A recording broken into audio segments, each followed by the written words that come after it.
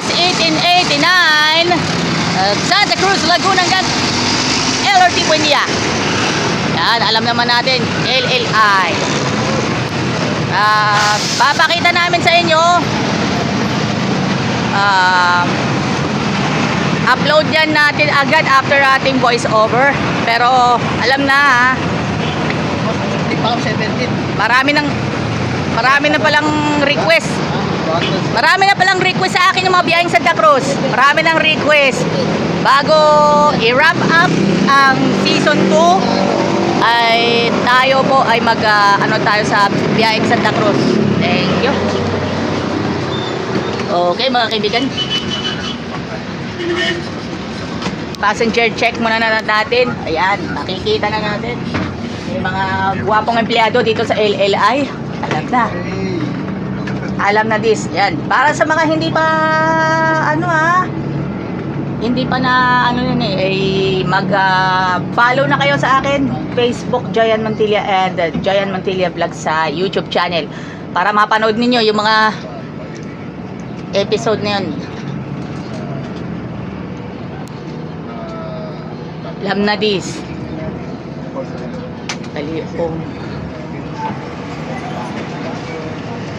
Alam na this. Thank you. Tapos namin, nakakaano pa. Alam na. Kaya bigyan na natin ng pagkakataon. Yan. Shoutout muna tayo kay Boss Rolly and Boss Rudy Nicolas and sa mga administrators ng Calamba Adventist Elementary School, San Bartolome Adventist Elementary School at maging SCLC Adventist School San Rafael. Ito na tayo.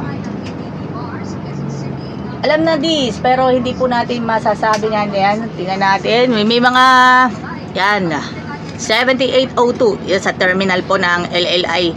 Dito po sa crossing Calamba City, Laguna. Yan. Paano ba naman kasi Lunes na Lunes ngayon? Ang daming gawain, daming voice over. Ito, gagawin na natin voice over. Magawa na natin paraan at bigyan natin ng pagkakataon. And thank you so much. Kaya harap na naman tayo at bibigyan natin ng pagkakataon yung biyaheng Santa Cruz. Yan ay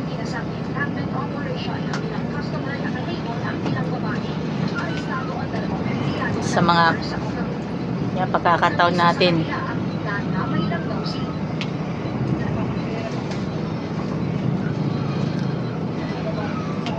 Renovate nga po. I-renovate ang bida ang sarap. Ang kung saan nag-endorse sila Sara Geronimo, Ann Curtis at ang grupong Bini. Ito po yung natin makikita. Diyan po ako dating nagtrabaho sa kulay berde ang mini house na karinderya.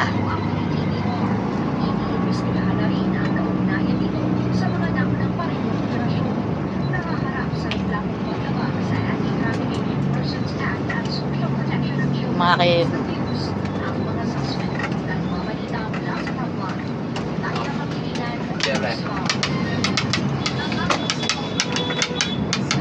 sino ba nagsasabi ng yon?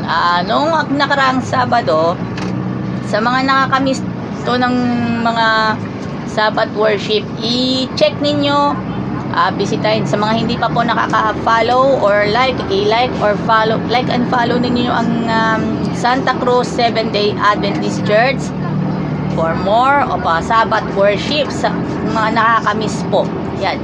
Lalo na yun sa mga batang may autism, ay check na rin ninyo yan, mga magulang and guardians ng mga may autism na Sabbath worship. Ayan, pagbibigay muna na natin pagbibigay muna na natin yung track. Yan, request yan ni request ni Jason Lapis. Yes, request yan ni Jason Lapis ng Biyaheng Binyan ng Jackline at mga kaibigan. LLI, baka nandun sa Binyan. Baka sa mga susunod pa mga gawi ko ay Hindi kasi ako makapunta ng Alabang dahil may kalaban. Siyempre, naroon naman yung ex.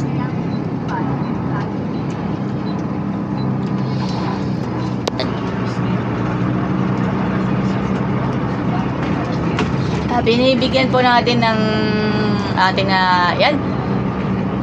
Hindi po Santa Cruz, Manila, Santa Cruz, Laguna. I will be clear on Santa Cruz, Laguna, mga kaibigan, going to LRT Buendia. Sa mga nais pumunta ng church every Sabbath. Okay, mga kaibigan po. Okay, sa mga magulang at tagapag-alaga na mga batang may autism na nag-aaral po sa malayong lugar. Ayun, instead of pinakamalapit na school kasi nakakalungkot isipin na nare-reject na daw sila. Kaya ang inisip nila ay lumuwas daw ng Manila para makapag-aral ang batang may autism. Okay. It's so clearly, mga kaibigan, ito ay clearly klarong-klaro sa mga kaibigan na natin na nag-uumpisa pa lang tayo sa vlogging lang tayo nag-umaasa eh. Sa vlogging po tayo umaasa at alam naman natin lahat. Yan. Kaya po tayo, At para sa mga magulang at tagapag-alaga ng mga batang may autism na nag-aaral sa malayo, ay piliin ninyo ang LLI bus para makakasakay kayo ng komportable. Siyempre, salamat sa mga nagwagwapuang ng mga driver at konduktor dito sa LLI. Not only for that, Jackliner, maraming salamat sa ating lahat. Pagpalain po tayong pong may kapal. Yan, bibidyoan natin yung patapos lang naman na episode.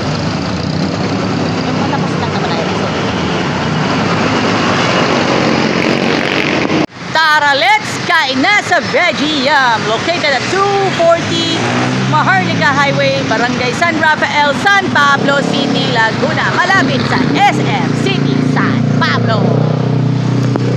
Kaisa ang LLI Bus Company para sa Harvest 2025.